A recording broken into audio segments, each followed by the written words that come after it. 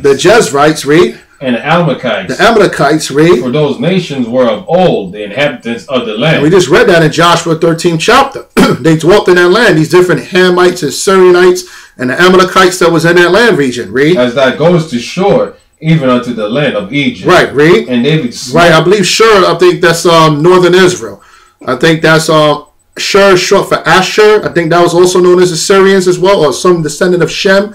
Okay, and it says, from there as you go to Egypt, which is south of Israel. These are these different heathens, okay, that was in our land at that time, that Joshua couldn't expel them, but the Most High chose David, read. And David smote the land and left neither man nor woman alive. See that? David smote all of those Girgashites, the Gushites that was in that land, in our land. And he was a killer, man. He didn't leave no man or woman alive. So it's obviously those women didn't look good to David, because the laws of war tells you that if you see amongst them a beautiful woman. So obviously, because some of these Gentile women are ugly. Yeah. Okay, we're not trying to say all these Gentile women are beautiful. Some of them are ugly. Yeah.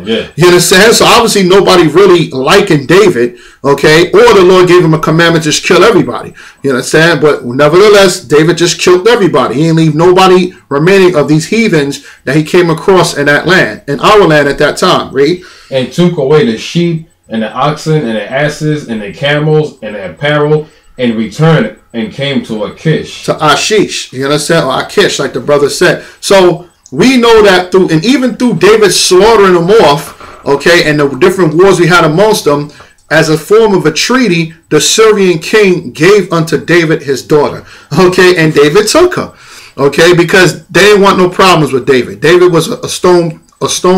He was just a killer.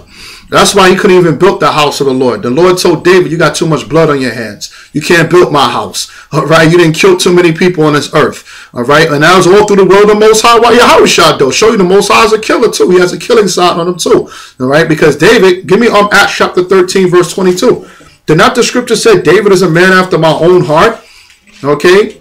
So give me Acts chapter 13. And the sin that David did, that the Most High really didn't like, outside of dealing with Bathsheba, he numbered Israel.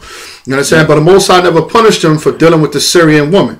Read Acts chapter 13, verse 22. And when he had removed him, meaning Saul, when he moved Saul out the way, because Saul was just totally a problem, man.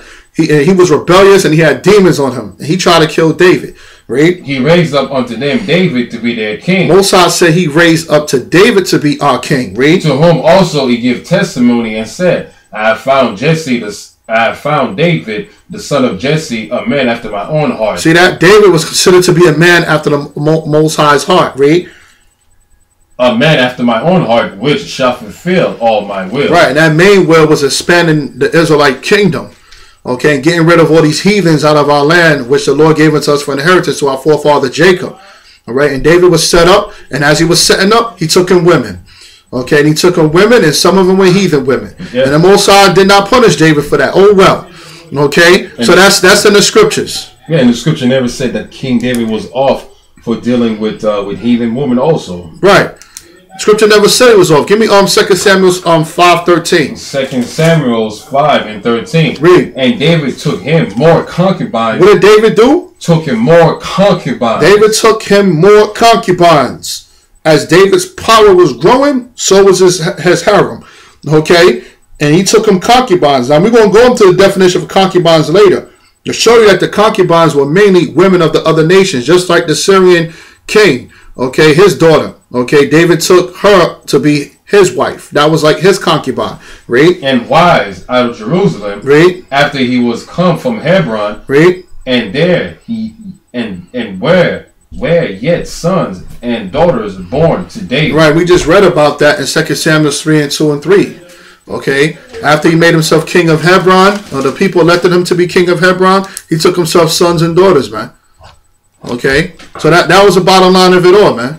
All right, so what's the problem? That's right. All right, King David had him, and this was before. Okay, we was a ruling nation of people. Man, for Israel was never really a ruling nation of people. Okay, we were just known for our wisdom, and the Lord gave us the land. We didn't have a large empire like the Persians.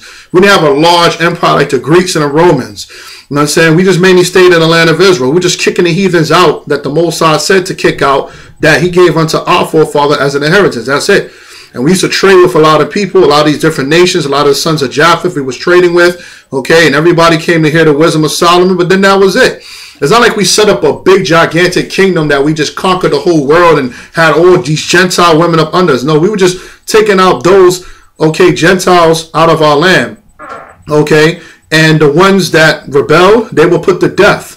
Okay, we read about Uriah the Hittite. Uriah the Hittite was a Hamite because the Hittites dwelt in that land, but he submitted himself unto Israel. So you know what? Hey, he submitted himself unto Israel, and so he became a servant in King David's army. And that's the whole point of you Gentiles. You're to be our servants. So if we take your woman, because your woman wishes to cleave unto us, and she accepts the God of Israel, she likewise will be our servant. That's right. Okay, and since she's not on the level of an Israelite woman, that will make her a secondary wife, which will make her a concubine, a set slave. And we could do what we want, and men get upset too damn bad. Because the scriptures are speaking here. Now, you really going to get upset with this next one. Give me Acts chapter 16, verse 1.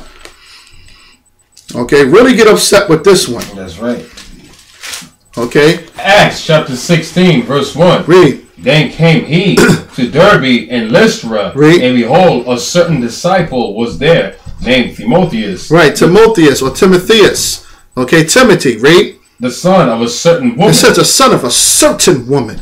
Let's just find out who this certain woman was that he was a son of, shall we? Read. Which was a Jewess. She was a what? A Jewess. Now, certain men are teaching that means she's an Israelite woman.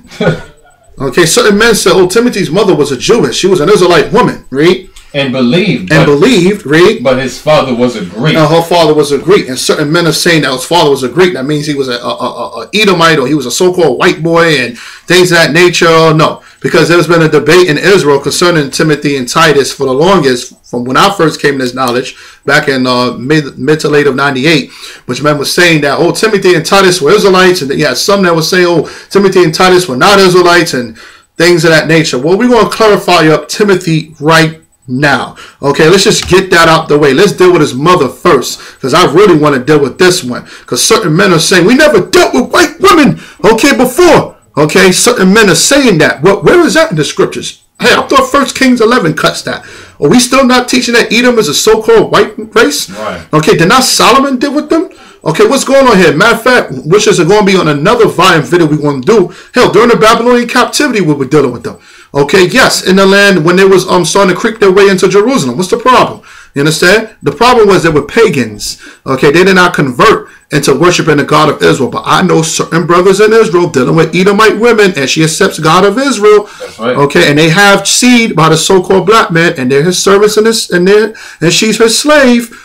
Okay, and basically men are bringing forth seed by her. Mm-hmm. And if you walk down the street and she gets older, you see her, she'll look pretty, she'll tell you my father's an Israelite. Men will accept her. The same men that teach that you can't deal with the women of the other nations. Read it again, Acts chapter 16, verse 1. Then came he to Derbe and Lystra, and behold, a certain disciple was there, named Timotheus, the son of a certain woman, which was a Jewess, and believed, but his father was a Greek. Now, was the Jewesses Israelites?